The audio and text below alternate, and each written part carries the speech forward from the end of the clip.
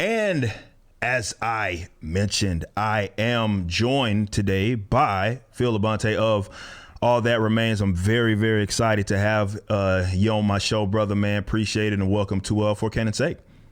I appreciate the invitation. Man, I am a big fan of your work. I've been following you for a while on the internet and stuff with Backwards, and also the stuff you do with Canon, and really excited about you. I was really excited when I heard we were starting to work with the Blaze, and I was like, man, that's cool. We can have like a real Liberty voice over there talking about some stuff that are going to get some people riled up. And I just a big fan, man. Cheers. Hey, man, So I know, man. I appreciate you, man. And like I said earlier, man, I'm a huge fan of you, man, and appreciate you taking time to join us, man. But let's get into it. Look, pandemic hits March. Backwards. Unfortunately, we're in this sort of odd situation because we have a sophomore album that's basically done. But we think it's like career suicide to sit here and put a sophomore album out and not be able to get on the road. So it's been tough for us, and thankfully, we've been in a position where, definitely with myself, I have a million other things that I'm involved with, certainly that I can bring in money with. But, what's the experience with you guys, obviously being a way bigger band than us? How have you guys been sort of handling the pandemic, and sort of what's the adjustments that you guys have had to make for the year, and how are you handling it? I think that it's forced us to focus a little more on the internet, which I think is the future. Obviously, I mean, I don't even know about saying the future, man. It's right now. Yeah. It's like if you don't have a presence on the internet, online, on multiple platforms, producing content, then people are going to forget about you in 2 weeks, because you got people that are putting out stuff every day. Some of the, especially like the grinding YouTubers, like the dude from the Quartering and Styx Hexenhammer and Tim Pool and those dudes, like they're putting out multiple videos a day. It's like, I understand why people got a little miffed at the dude from Spotify when he said, oh, it's not like it used to be.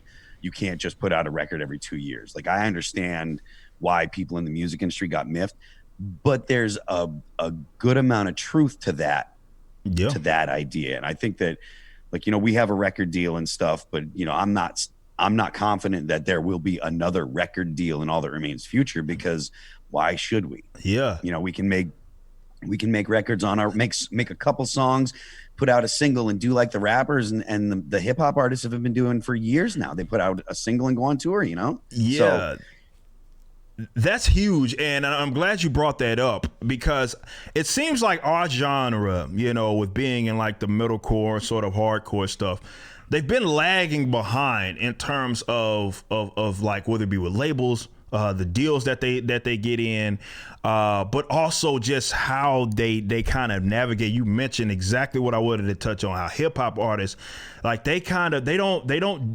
navigate like it is that we and the expectation. Obviously, they're making a lot more money than us, but I think all of us would like to get just a sniff of what they get. I'm right there with you, my friend. Right there with you. Right, but do you feel like that?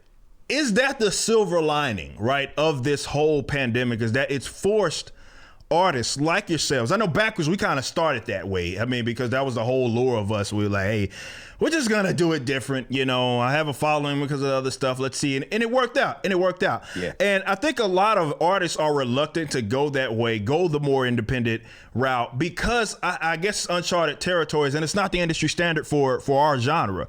But do you think the pandemic may have forced some people their hand, maybe to just, at the minimum, start to reconsider? Do you think, at least coming out of that, we'll see maybe a restructuring of our genre and our scene that may be for the better and may be more beneficial for the artist? I think so. People ask me. Well, I think more than I think so. I strongly think so. I agree that it's made people really reevaluate the structure of their business, reevaluate how they create, how they create things, how they put their effort into creating things, how they direct their energy, what they put it into.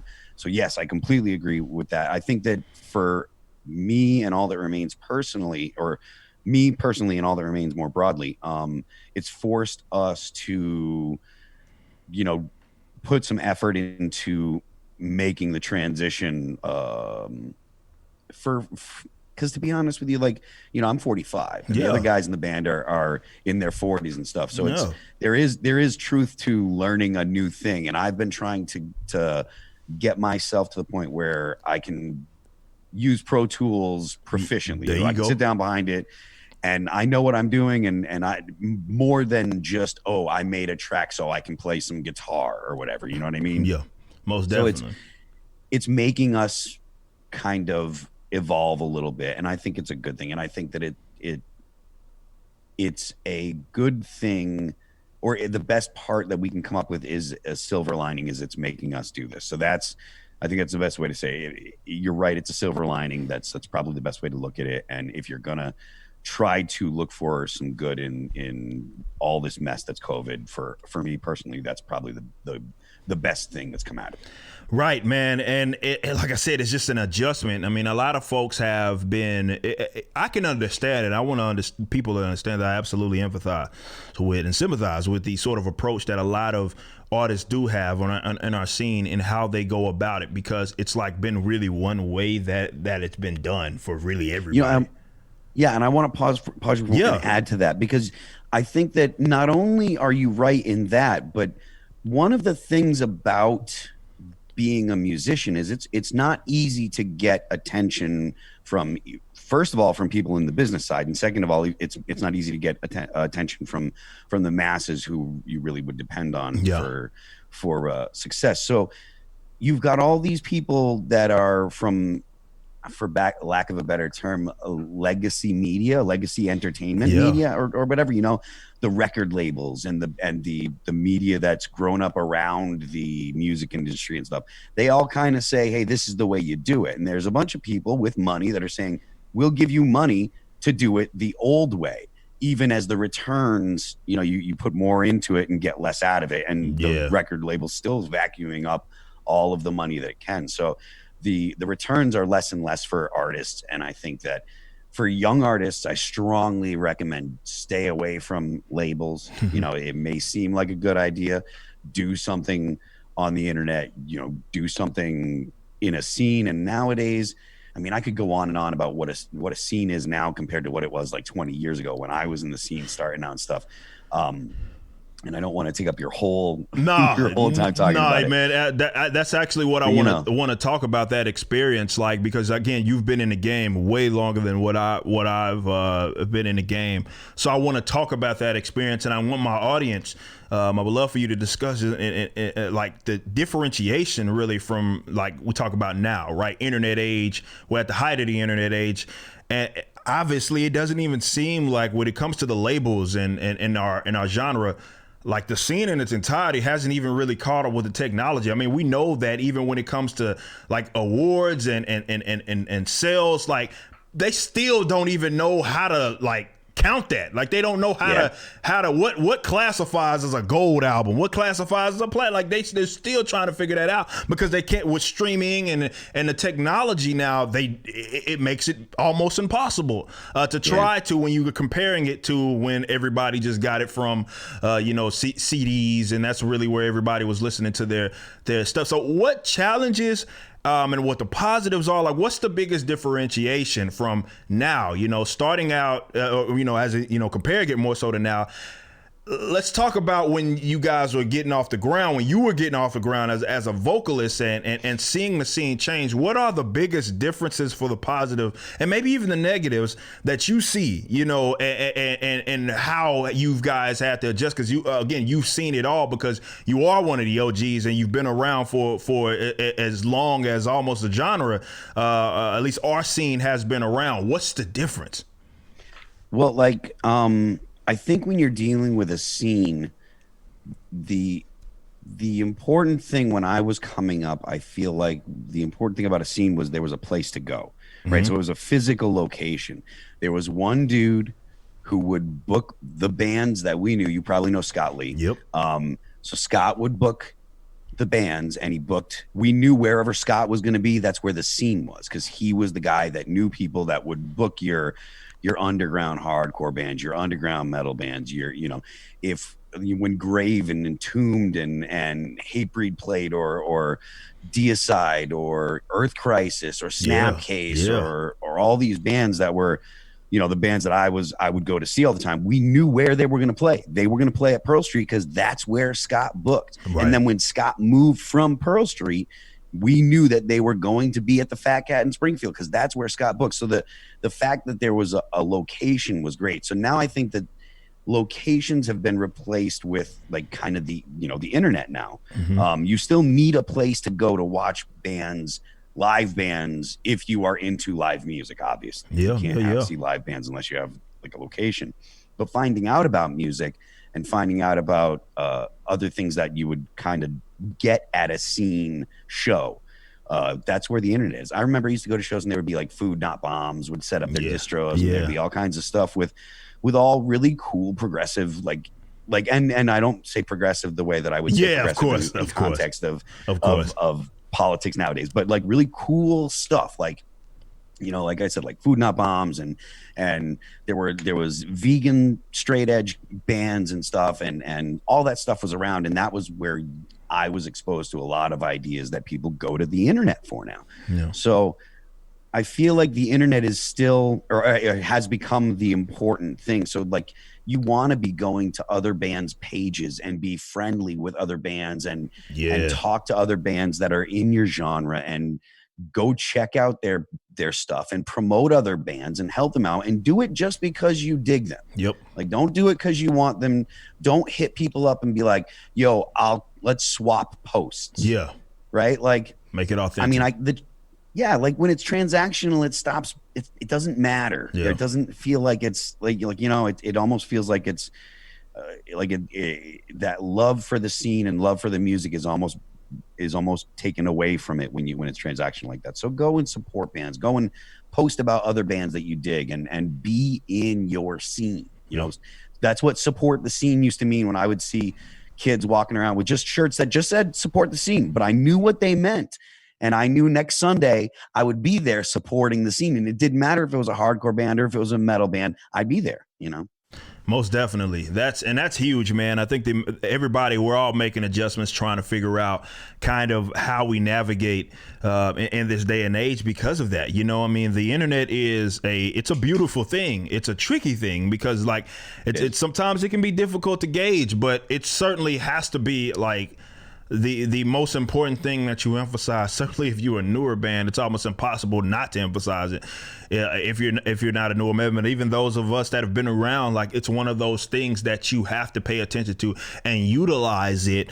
And in a lot of cases, it can be very liberating because of that, because, you know, you're doing it this way. And it's this thing that you had access to, which when you guys are coming up, internet may have been around, but it wasn't to the degree that it is now in any way, to where now, like, you can come on the scene having skipped all of the levels that everybody else had to go. And I'm not completely oblivious to that. Backwards did that. Like, the traditional industry standard way, go to a label gets you on a certain tour, all of that sort of stuff that most bands in our scene had to go through. We skipped all of that because we were able to utilize the power of the internet to and some of the other things that I was involved in to make sure we were hitting that target audience that we were able to hit, and it made it more lucrative for us to make music also. But that was the way we come up, and we're still figuring it out along the way, because it's even more so. Even when that was what, 2017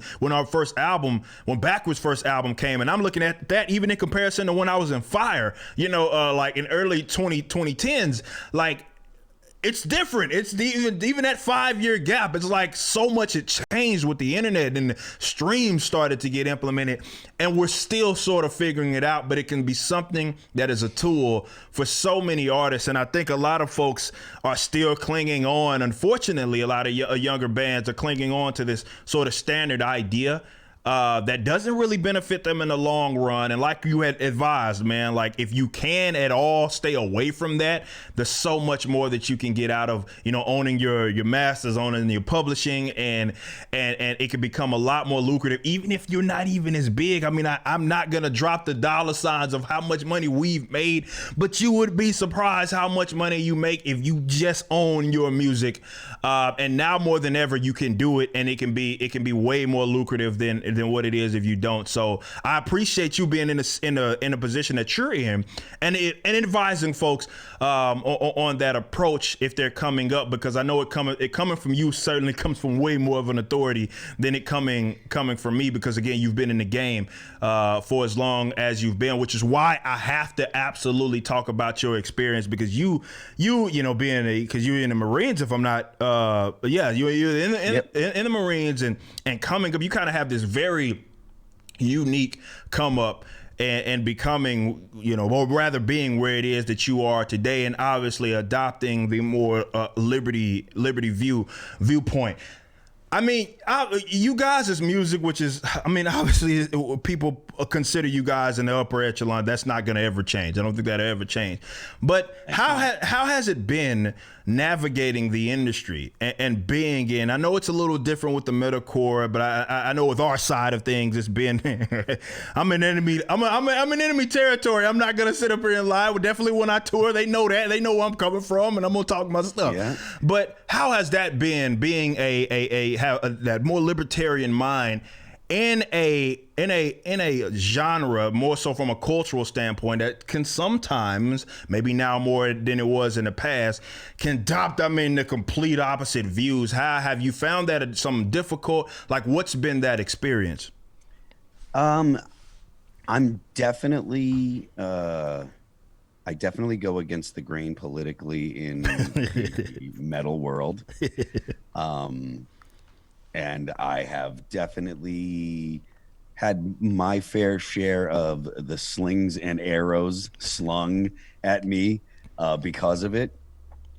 And the thing is, when I started kind of being really more open about my politics, I didn't think that my politics were that would cause that much of a reaction, because I really thought liberty was something that everybody was sure into.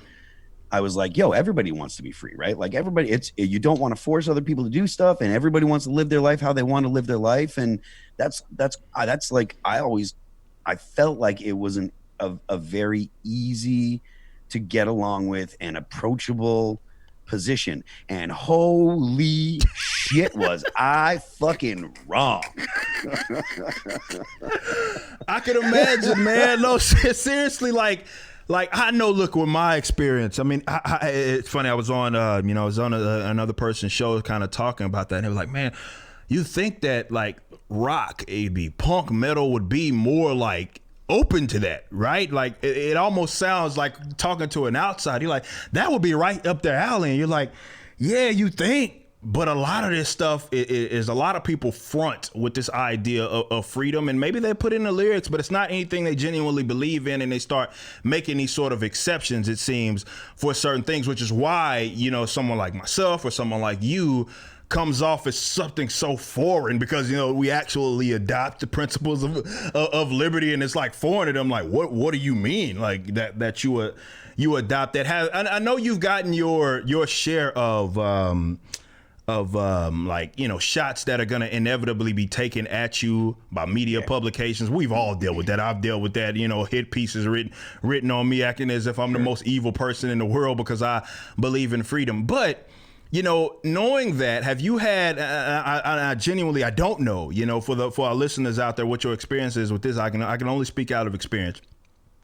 Like I have guys, when we went backwards, when it wasn't illegal to go play music, we would go on the road, and it didn't matter who we could be. With like Moss the Flames, I love those guys over there, or anybody. Good, yeah. And we'd be on the road, and we would have people that would come up that wasn't even there for us, but would come up and then like, man, I heard this little bit about you.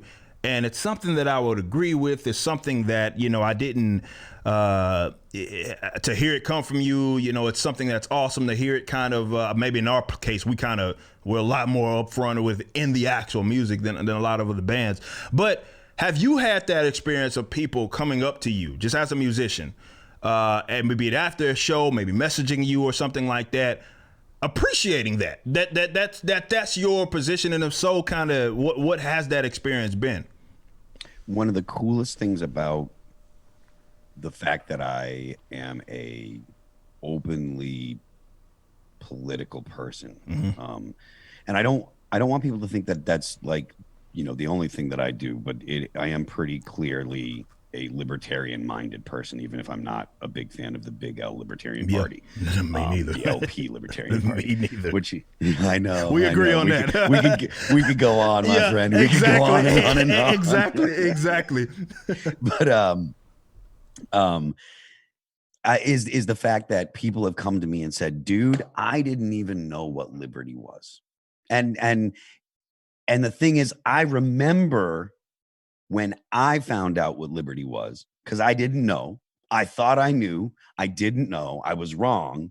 I misunderstood so many things about our history, about what liberty means, what, you know, all kinds of things that I didn't understand, that I thought I understood. And then once I did understand them, I was like, this feels right to me. This feels like this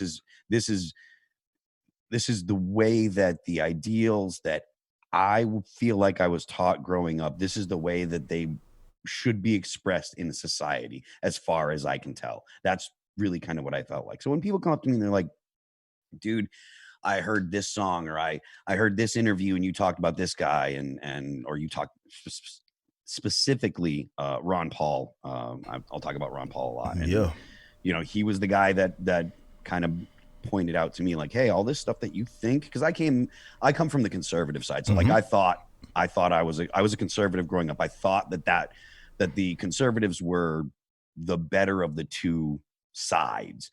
My first experience, or I guess the first thing that I was aware of politically, was Bill Clinton going on MTV, and I was like, that's kind of cool. Yeah. Then I remember the impeachment of Bill Clinton, and I felt like, well, he lied, so then he should have to leave office, right? He lied. Everyone said blah blah blah, and it seemed clear. And I was like, oh, so he doesn't have to. Well, that just doesn't seem right to me. And so then I was like, well, then it must be the other side that I like. And it's not a side thing. It's the people versus the authority. It's not about the Republicans versus Democrats, at least as far as I can tell.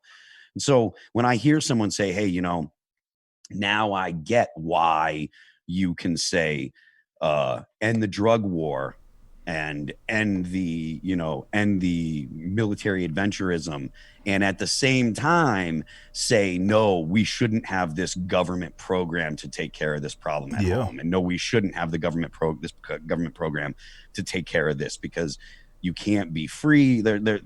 You can't be free if you have a big government that can provide you with everything. You can't be free if you live in a police state, or you can't be free if you're constantly being taxed to go fight foreign wars, etc." All these things that never quite made sense finally started to make sense. So I really, really love to hear that people say, "Oh, I didn't know what liberty was, and because I dug 6, or I dug 2 weeks, or I dug What If I Was Nothing, and I picked up this record and I heard this and I found out who Ron Paul was," and I'm like, thank you so much for taking the time to listen to our stuff and read the lyrics. I really appreciate it. That's the biggest compliment I can get. You know? Man, you speak, obviously, to the choir, man, because that's one of the greatest feelings, you know what I mean, of all time, to hear definitely if it's in person, like after a show or something like that, to hear someone actually mention that, because that lets you know that what you're doing is meaningful, it's impactful, you're doing it for the right reasons, and it's actually, you know, impacting someone else's life in a positive way, because sometimes that's all it takes is a plant seed. Look, I always say that I can do a show in front of a few hundred people, and if they might not get it that day, you know what I mean? It may not be 6 months, a year, 2 years down the line, But once it clicks, man. And if it clicks, man, that to me is a victory. And it's a great feeling to have people, after a show to just be able to express like, hey, I didn't know what this concept was until we heard it, like kind of, that seed planted in that record, or, we looked into you. We loved you as a vocalist. We saw you kind of talking about this, and it was something that you made it make sense. And I think that's why culturally you are, and folks like yourself, I won't even put myself in there, are very important to just libertarianism, whether you know it or not, because it's Eric. You are a very important man to libertarianism. Look, you are very, very, very.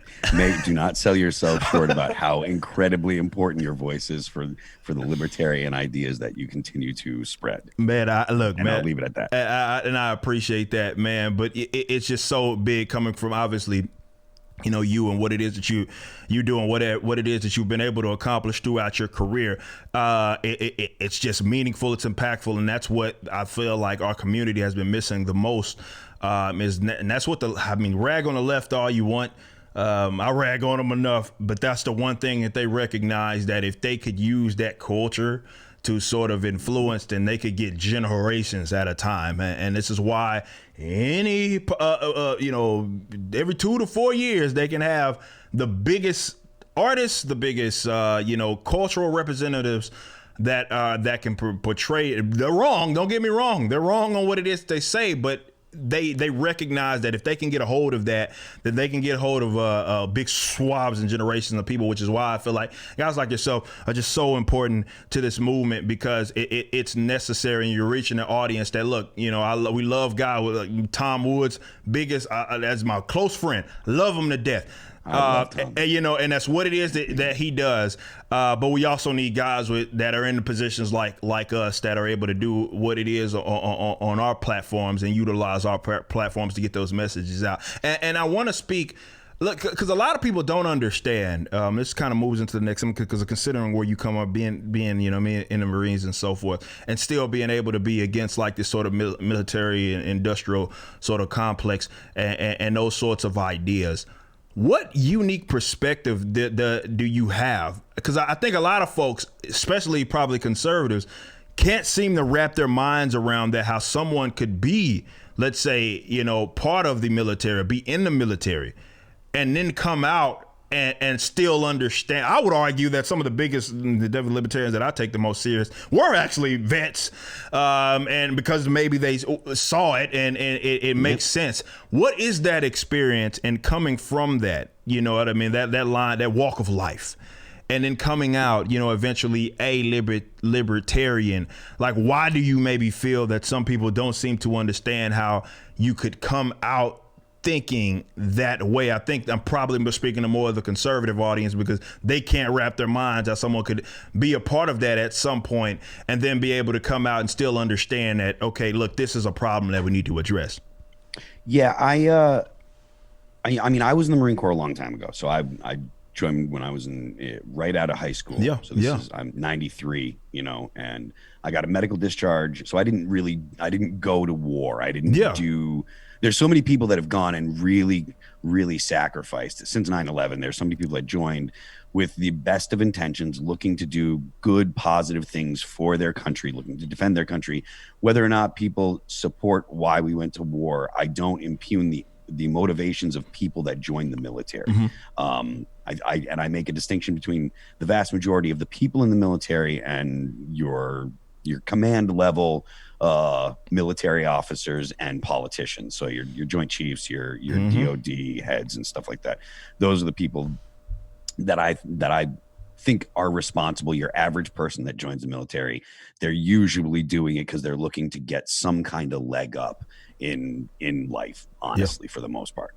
Or they're looking to do it, or they were looking to do it. They joined after 9/11 and they were looking to do it because they believed they were going to defend their country. And I remember what it was like, and I'm not going to sit there and dog people out. Yeah, because I remember how people felt. So that being said, I want to be an anarchist. Yeah. Like I believe in the ideas that anarchists put forth. I don't think that I can't get there, and a lot of the reason I can't get there is because of the kind of stuff that we saw in the Chaz, right, earlier this year. Yeah. Like I said, I want to be there. I want to believe that that's what we could have a truly stateless anarchist society, nonviolence, NAP, the whole nine. I don't think that we can do that. At least when I say right now, what I mean is we don't have the ability to do that globally right now. So I think that we are stuck in a world that has countries. If we are stuck in a world that has countries with borders, then those borders are going to have to be defended from other countries that may have different motives. And just because we don't have aggressive motives doesn't mean that other countries in the world will not have aggressive motives towards us. So with that being said, that's the reasoning why I think we have a need for a military. I don't think we have a need for a military that's in all the countries that we're in, and I don't think we need a military that's as expansive. But because I believe that, and because I believe that the principles that the country is founded on, and I'm talking about the principles that are outlined in the Declaration and the Constitution, not more so the Declaration than the Constitution. The Constitution is just organization of powers, but the Bill of Rights and the Declaration of Independence that really specify that people are individuals and that all people are created equal. I believe that our country is worth serving, and that was my justification for going into the military. We're not a perfect country because we're a country made of men. I do believe that we are the best country in the world because of the ideas that we're founded on. Again, imperfect because we're a country of people, still has a long way to go to really make sure that everyone's liberty and freedom is protected and everybody can express themselves and live their lives in a way that is fulfilling to them. But we still have the fundamental foundation that makes it possible and believable that we can achieve that. Without the foundation that we have in this country, I don't think it's believable that we can achieve a society that I don't even want to say that a society as if it's a goal, because there's no end goal. There's not like an end of history. I don't believe that things stop progressing or things stop changing and stuff. But I do believe that because of the principles laid out in our founding documents, we have the best ability for people to reach their potential, I think, in the world. And because of that, I think that the country is worth defending, and I think that it's worth serving. All right. No, and that's the perspective, you know what I'm saying, that I wanted. I think it's a unique perspective because look, I didn't serve. I didn't even consider it, you know, and I came from a family that, you know, grandfather and all, but that was never anything that was on my, and it's a unique perspective. Like everybody has their sort of the reasons obviously why they do certain things. And definitely when we talk about liberty, everybody kind of has their walk of life in terms of how they got to. A lot of us didn't start over there. You talked about you came from the conservative side. I came from the other side. You know what I mean? More leftism. And that's, you know, I got to where it was that I am. And this is why I do think it's important to understand those perspectives, because a lot of folks don't. They can't understand why someone would come from this walk of life and then end up there. Versus if they came from my walk of life and kind of ended up at the same place where we're at. You know, I completely understand it and it makes sense. And I think that's from a communicative standpoint. Like if we are to as libertarians to try to cipher through whatever it is that we're going to believe. You have the anarchists, you have like myself, you have the minarchists, and all of that. If we're going to be on the same page, I think those conversations are important and understanding those walks of life, because from a communicative standpoint, I believe, for example, because you went in with that mentality, you did serve, discharge or not, there was something that you believed in and something that you wanted to do. You obviously are going to have way more of an impact to communicate that with that particular crowd because you're coming from that same line of understanding and reasoning. And that's very important for us if we are to work towards a more freer society. And I always talk about how we all come from these sort of, everybody has like a subculture that they belong to, something that they have done that is unique to them, that there may be other people that are on a complete opposite end. I think they're all valuable in terms of liberty if we're working to get towards the same spot, you know what I mean, or at the very minimum a similar spot. I think it's important to hear that so people can understand that, and because they offer a unique perspective that otherwise I already admit, because that was not something that I considered doing. I can't, no matter, I can try to empathize with it, but it's nothing that I can really ever truly understand because that was something that I never did. But I'm perfectly fine with admitting my ignorance on that. So I do want to move on just a little bit. I know we talked about the kind of shortcomings of the Libertarian Party, and I think a lot of folks unfortunately don't understand that there's a distinction between the two, between big L, a small L libertarian. They think you claim yourself a libertarian, so you always associated with the Libertarian Party. And obviously, it's not the case. That's not the case. A lot of us actually big time disagree with the approach that they have in terms of how they try to navigate politics. So I want you to say kind of what your perspective is on that, and what do you feel like? You know what I mean? Let's just, in a perfect world, assume that the Libertarian Party was worth salvaging. What do you think what are they missing? Where are they not getting it? In terms of trying to, again, not only work towards a freer, more prosperous society, but you have to convert. I hate to use that term, but that's more so what it is. Wake people up to these sorts of ideas. Where are they? Where are they not getting it? So I think the biggest concerns that we have in the country, and so this goes beyond just the Libertarian Party, but they are they're society, they've fallen susceptible to this too. I think the critical race theory is a really, really bad thing for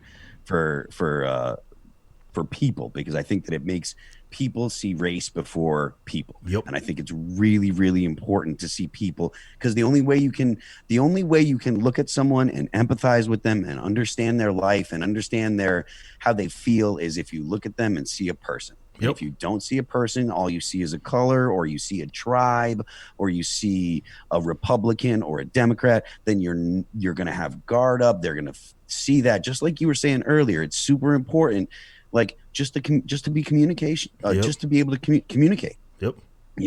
And like, I really appreciate that you point that out, because it is good to say, look, right off the bat, I'm looking to actually communicate with you, and I think that critical race theory tends to shut that down. Absolutely. So to see the Libertarian Party embrace that kind of stuff is bad, in my opinion. First of all, because it doesn't see the individual, and that, in my opinion, is contrary to libertarian. Absolutely. Ideas. And then, second of all, I have issues with a leftist idea that private property and personal property are distinct ideas. If it's property, I don't care what it is. If it's my guitar, or my piano or my computer, that's what I make music with. And that's how I, make money, and that's how I feed myself.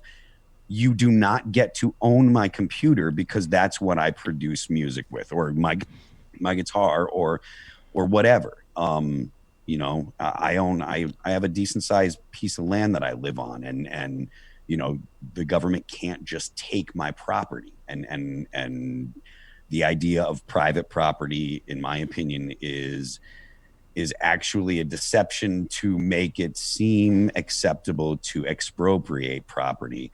And I will use the term expropriate, and I want to give credit to Tom Woods, because I never used the word expropriate more before. I used the word expropriate so much more after hearing Tom use it way back in like 2010 when I first started listening to Tom's stuff. But yes, it allows the government, the government cover to expropriate property from people, and that disincentivizes economic activity and all the stuff that I'm sure you and your viewers are aware of economically that happen once you disincentivize economic activity, and how bad that is for society. Because no matter how much people think that equity is what they want, what they really want is just a more prosperous society overall. Because the idea that a rising tide lifts all boats is true. I would rather be really, really, really poor today than be really, really rich 200 years ago, but still have to go into the outhouse in December in New Hampshire to relieve myself in the middle of the night. You know, it really is the more successful and prosperous your society is, the better it is for your whole society. So, man, those are my biggest problems. Yeah, and you obviously those are two big ones with me. I think the latter probably being the most important. I think for to me, obviously it is illibertarian to sit up here and act like, because I've always talked about private property rights. That's the core tenet, if you will, 100%. Of libertarianism, and to even be remotely flaky on that is an absolute problem. Is an absolute problem. I say that, and I got that from you. That like I tell people because it's true. When I heard you point it out, I was like, it really is. All rights are property rights at the end of the day, because that's where you get the right to your body, and that's where you get the right to your life. It's your property. Your body is your property. We talk about my hands. They're my hands. They're mine. It's my So, and I got that from you, and I give you full credit. It's brilliant. I love it. I use it all the time. Much love. But no, like that for the Libertarian Party, any of their members to even remotely adopt something that kind of works antithetical, that obviously is an issue. And it's one of the big things that if they have to be flimsy on that, like they miss it in a multitude of other areas, because as you just emphasized, is that, look, that's where the core of libertarianism is. It all works back to private property rights, obviously starting with yourself and your body and self-ownership. If we can't even agree on that, or that's something that you want to be kind of flimsy on, then it creates a multitude of other issues. So I'm right there with you on that, because for them to be flaky on that is like, oh my God, no, like, no. We can't sit up here and no, that's not up for dispute. Like, for us to even have that dispute, we're on different sides here, man. Yeah. So, yeah, exactly. It's a non-starter to even bring up that concept is like, wait a minute, we are on different, completely different books, like completely and totally. To you to even think that's acceptable to bring up as if that is open to discussion means that we are miles and miles apart. Bingo. Yeah. That's the perfect way to put it. I want to move on to the more important stuff. I have been, obviously keeping tabs on you, and I want you to kind of inform the audience. You have used this sort of pandemic as an opportunity. We talked about it early in the show. And kind of navigating and doing other things. You got the Twitch and stuff that you are starting. What's the whole thought process sort of, behind that, and how do you think that is, maybe taking it to maybe even becoming another portion of the career going into the future? Yeah, well, I was thinking, so when I started doing Twitch a little bit, because I just wanted to stream video games, which is kind of what I thought it was when I first got my Twitch, grabbed the name Phil That Remains, right? I was like, oh, this is a platform. I better grab the name before someone comes along and does it, And so I had a Twitch handle for a couple of years before I started streaming regularly, and I would play video games, and, a handful of people would show up, and I was like, oh, well, that's kind of fun. And then one day I just brought my phone out at practice for All That Remains rehearsal, and I put that up, and I just streamed a rehearsal, and that got a really good response. And so once I did that, then I started doing some of the just chatting stuff where I just sit down and talk to people, and those started to get a really good response too, much better than just playing video games. And I was like, well, there's something here.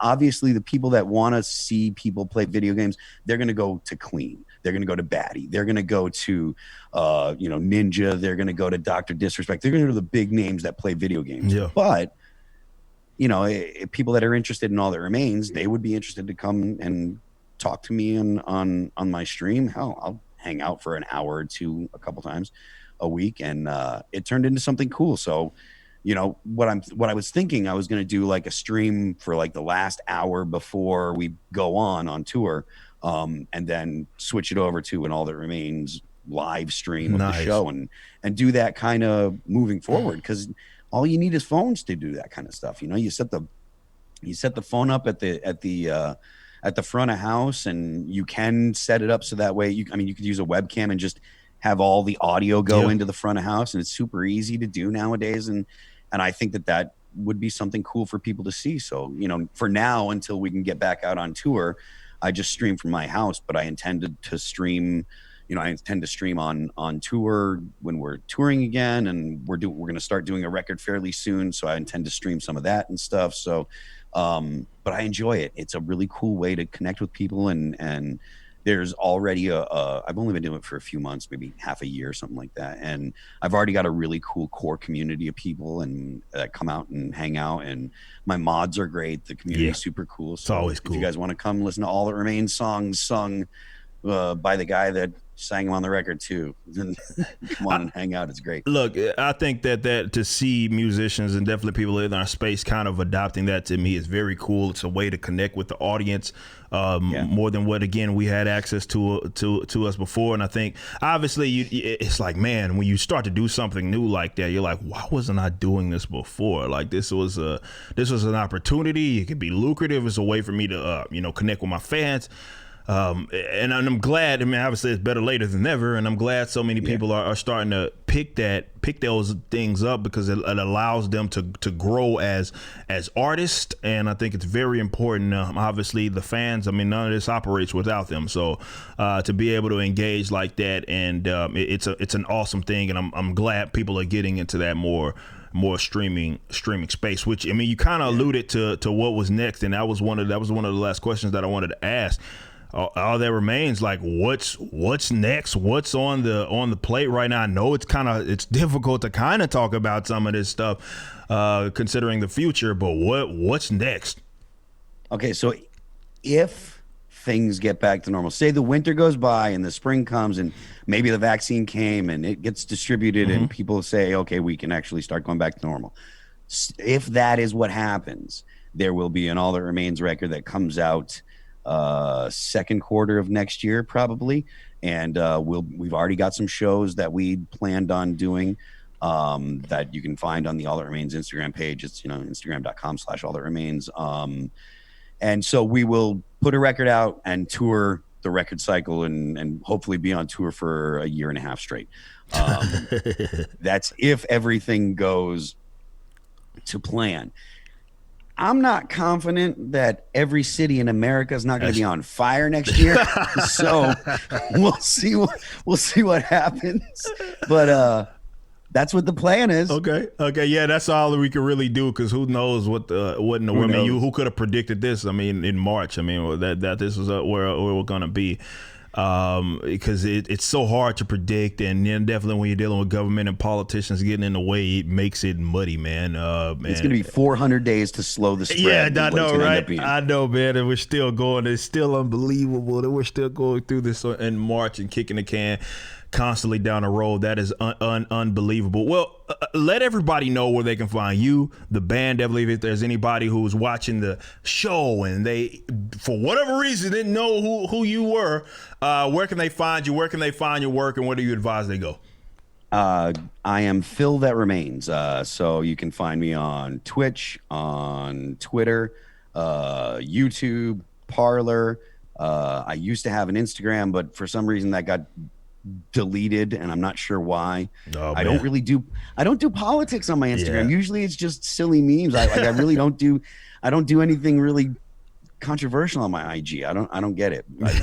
But whatever. So maybe that'll come back. But I'm Phil That Remains everywhere. The band is All That Remains. allthatremainsonline.com. You can check out our Instagram.com/allthatremains, and Facebook, obviously All That Remains on Facebook and stuff. So there you go. There you go. Well, again, man, I appreciate you joining us, man. We'll have to do it again.